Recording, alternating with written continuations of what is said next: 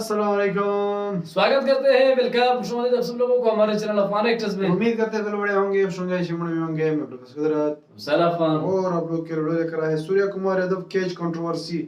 Indian team क्या में लिखा कम है? लिखा हो गया। Indian team welcome after world cup 2024। अच्छा, सूर्य कुमार का जो केस है वो कंट्रोवर्शियल भी रहा, काफी लोग वो सिर्फ पाकिस्तानियों और बांग्लादेशियों ने कुछ थोड़ा बहुत वो किया, लेकिन बाकी कंट्री वॉच करेंगे वीडियो को, लाइक करें, हमारे चैनल को जरूर सब्सक्राइब कीजिए। साथ में जो बेल आइकन है उसे भी दबा लाइक दीजिए। जरूर करें। अगर मैं सोशल सा फॉलो नहीं किया तो प्लीज फॉलो इंस्टाग्राम में, आप लोग को लिंक डिस्क्रिप्शन में मिल जाएगा, आप लोग चेक कर लेट्स स्टार्ट। ओके स्टार्ट है। रही मैं ऐसा निकल ये निकल के किनारे पे संभल के आ गया। फिर PWT मंत्री आके मेरे को आवड़ जानमस इंडिया की विनिंग हाइलाइट्स 135वीं बार देखने के बाद एक बार फिर से आ चुके हैं नए वीडियो के साथ। एज एक्सपेक्टेड भाइयों, इंडिया जीते और किसी को डाइजेस्ट हो जाए, ये कैसे हो सकता है। अब एक नई कंट्रोवर्सी आ गई है कि सूर्या भाई ने जो कैच लिया था वो कैच थोड़ी था, वो तो सिक्स था। साउथ अफ्रीका के लोगों का मानना है कि ये वर्ल्ड कप को फिर से कराना चाहिए और पाकिस्तान तो एक लेवल और ही ऊपर निकल गया। जब हरिकेन से हमारी टीम को रुकना पड़ गया था तो इनका कहना है कि इंडियन टीम इसलिए रुक गई क्योंकि इन पे इन्वेस्टिगेशन चल रही है। मैंने गालियां देना छोड़ दिया था, पर ये लोग ऐसा होने नहीं देंगे। तो देखते हैं इस चीज को डिटेल में। वैसे भाइयों, थैंक यू सो मच, तुम लोगों ने फटाफट सब्सक्राइब किया था, 10,000 सब्सक्राइबर बढ़ा दिए थे पिछले वीडियो में। इस बार का हमारा टारगेट है 990K सब्सक्राइबर्स। जैसे ही 990K सब्सक्राइबर्स होते, मैंने एक बहुत ही शानदार वीडियो प्लान किया रोहित भॉय और विराट भॉय के रिटायरमेंट को लेके। मस्त सा बड़ा सा वीडियो बनेगा। आज तक जितने भी फनी मोमेंट्स हुए इनके बीच में या फिर ग्राउंड पे, भाई सब कवर करने वाले। फटाफट सब्सक्राइब का बटन दबा दो। 990K सब्स पे पहुंचते ही वीडियो अपलोड। क्या जवाब दूं इसका मैं भाई? माय लव माय रोहित भाई, पहले पासपोर्ट भूल जाते थे, आईपैड भूल जाते थे, अब एक लेवल ऊपर चले गए। वर्ल्ड कप जीतने के बाद इंस्टाग्राम पोस्ट करना ही भूल गए। जब सुबह उठे और पास में ट्रॉफी देखी वर्ल्ड कप की, तब इनको याद आया, अरे वेंचो, इंस्टा स्टोरी लगाई और फिर इंस्टाग्राम पोस्ट डाले अगले दिन। वर्ल्ड कप जीतने से ज्यादा खुशी लोगों को ये थी कि चलो रोहित भाई को याददाश्त वापस आ गई। लोग उसमें भी मजे लेने लगे कि रोहित भाई देखना यार, होटल में ट्रॉफी मत भूल के आ जाना। क्या जवाब दूं इसका मैं भाई? रोहित भाई ने वर्ल्ड कप जीतने के बाद एक बहुत ही बड़ा रिकॉर्ड अपने नाम कर लिया है, सबसे कैजुअल तरीके से रिटायरमेंट लेने का। बाकी प्लेयर कैसे रिटायरमेंट लेते हैं, मैं 2 साल से इस चीज के बारे में सोच रहा था। कोई भी चीज शुरू होती है तो खत्म भी होती है। रिटायरमेंट के बारे में मैंने कोच से, अपनी फैमिली, सबसे बात की and it's a very emotional decision for me. और अगर तुमने वर्ल्ड कप के बाद का रोहित भाई का प्रेस कॉन्फ्रेंस वीडियो देखा हो तो तुमको पता चलेगा इनका रिटायरमेंट अनाउंसमेंट अलग ही था। क्या बात कर रहा है, विराट ने रिटायरमेंट ले लिया? हाँ तो मेरा भी लास्ट मैच लिख ही ले यार, मैं भी रिटायरमेंट ले ही लेता हूँ। अच्छा मूवमेंट है यार, अभी ले ही लेते हैं retirement. No, this was my last game as well. मेरा भी रिटायरमेंट लिख ही ले यार। रोहित भाई इस अस। हमने भी 10th के बाद ऐसे ही डिसीजन लिया था, PCM ले लेते हैं यार, इंजीनियर बन जाएंगे यार। मुझे तो लग रहा है ये साला रिपोर्टर था कौन यार जिसने रोहित भाई से क्वेश्चन पूछ लिया। वो अच्छे भले खेलते रहते, उनको याद भी नहीं रहता रिटायरमेंट का, इसने पूछ लिया। बाद में बोले भी तो थे कि मेरा कोई प्लान नहीं था, पर अच्छा मूवमेंट है तो ले लेता हूँ। सोचा नहीं था कि T20 रिटायर करूंगा मैं, बट सिचुएशन ऐसा आ गया। I thought it is the perfect situation for me.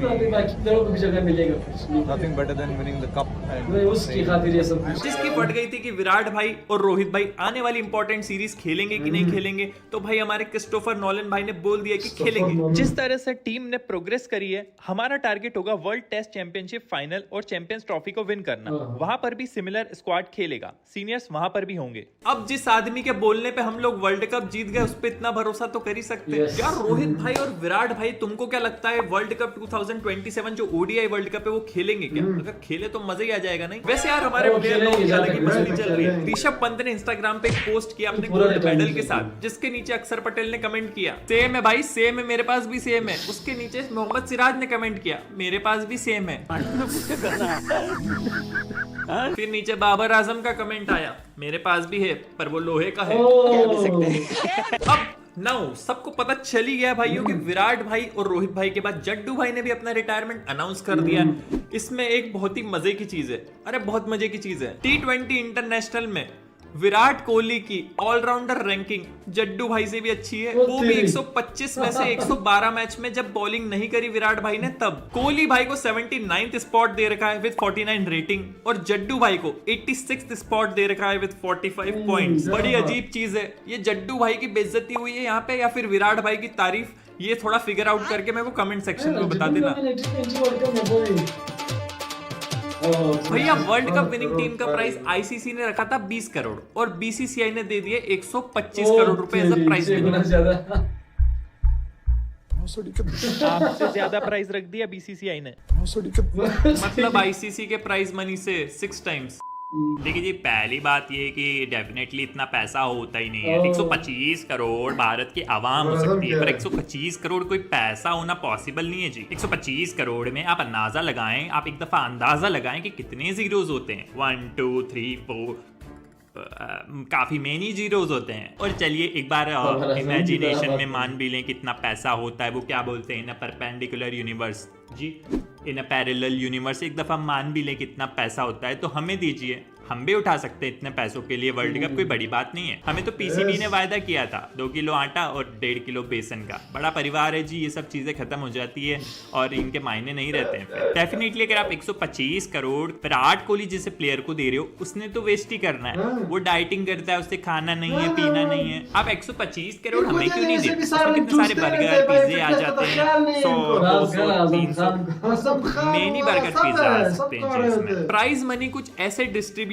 हुआ है भाइयों। विनर को मिल रहे थे 20.42 करोड़, रनर अप को 10.57 करोड़, दोनों सेमीफाइनलिस्ट को 6.56 करोड़ ईच। जो टीम सेकंड राउंड में एलिमिनेट हो गई है उसको 3.1 crore each. 9 to 12th place को 2.06 करोड़। बाबर भाई पैसा ही पैसा होगा, क्या भी सकते हैं। और 13 से 20th स्पॉट वालों को 1.87 करोड़। और इसके अलावा भी प्राइजेस थे, जैसे कि हर मैच जीतने पे 26 लाख रुपए। तो भैया जो टोटल प्राइज मनी आईसीसी ने दिया वो था 93.80 करोड़ और जो बीसीसीआई ने दे दिया 125 करोड़। बहुत पैसा है मेरे पास, तिजोरियां भर रही हैं, इतना पैसा है कि खत्म ही नहीं हो रहा। आज ही मैं 25 करोड़ रुपए लेके निकला था मार्केट में खर्च करने के लिए। ये 2011 ये तो भी है भाई, जलवा है, जलवा है भाई, जलवा है भाई। मान लिया बीसीसीआई वालों के पास बहुत पैसा है, बहुत पैसा है मेरे पास भाई। इतने पैसे दिए भाई, हम तो हैरान अच्छा हैं भाई। पूरे टूर्नामेंट जो उन्होंने कराया है ना, पूरे टूर्नामेंट जितने टीमों को भी पैसे दिए, किसी को कम किसी को ज्यादा, मतलब फाइनलिस्ट लेकर जो सबसे लास्ट टीम है उन सबको मिलाकर तब भी जब अभी क्या कहते हैं बीसीसीआई ने पैसे दिए हैं और 125 करोड़ प्लेयर्स को, वो सबसे वो मतलब इन सब टूर्नामेंट से ज्यादा है। तो ये होता है बीसीसीआई कुछ भी कर सकता है। तो ये होता है प्लेयर्स का ख्याल रखना, ये होता है पैसों की बारिश कर देना अपनी टीम पे।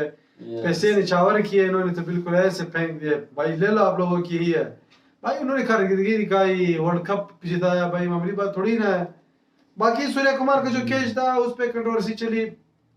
अभी मैं क्या बोले भाई, बंदा क्या बोले, लोग कुछ भी बोलते रहते। लेकिन ये था जो जगह पे जो चीज डाली होती है वो थोड़ा पीछे आ गया था, बट वो शायद उन्होंने पहले से ही इसी तरह किया होता। क्या मतलब है कि फिर इधर खींचाएगा करना है, तो वो तो पता नहीं था। ये तो कई बार हो जाता है, कई बार पाकिस्तानी ने ऐसा किया होगा। मुझे लगा ये एडिट किया हुआ था वो जगह, लेकिन मैंने फिर आईसीसी वाले का पेज का कल वीडियो आ गई थी, उसमें भी वो जगह दिख गई थी। वो मेरे ख्याल से पहले का था, बट अभी चेंज किया हुआ था। सुनो मैं आपको चीज बताऊं, इंडिया तब मैच जीत गया था जब क्लासन आउट हो गया। तब भी थोड़ा बहुत इजी था, लेकिन 50-50 मतलब इस तरह हो गया, 50-50 या 50-60 आप कह सकते हो। आता फिर किसको पता था कि यहाँ पे शॉट लगेगा और ऐसा क्लियरेंस रहेगा। अब ये लोग अभी लोग अपने हाथ से चेंज कर देते हैं। तब एक बात हुई, पहले से ही इसी तरह था तो वो तो फिर हो गई भाई। उधर से कैच आ रहा हो, इधर से इन्होंने तब कोई बात होती। लेकिन ऑलरेडी अगर हुआ हो, पहले से ही हुआ हो, तब भाई गिले शिकवे नहीं करते भाई। इसको फिक्सिंग बोलते हैं। जो ऐसा खेलता है उस टीम को अप्रिशिएट करो, उन्होंने अच्छा क्रिकेट के लिए यार। साउथ अफ्रीका ने भी अच्छी खेली, हम ये नहीं बोलते कि उन्होंने भी बहुत अच्छी खेली भाई। बहुत जो जिता भाई अंदर भाई, जो नहीं जीता वो जमीन के अंदर। बाकी अगर वीडियो पसंद आए तो प्लीज रोशन फॉलोअर्स साथ मुझे बेल आइकन है, सिर्फ लाइव जरूर करें तो बस सपोर्ट मिल रहा है। अभी के लिए इतना ही। अल्लाह हाफिज़।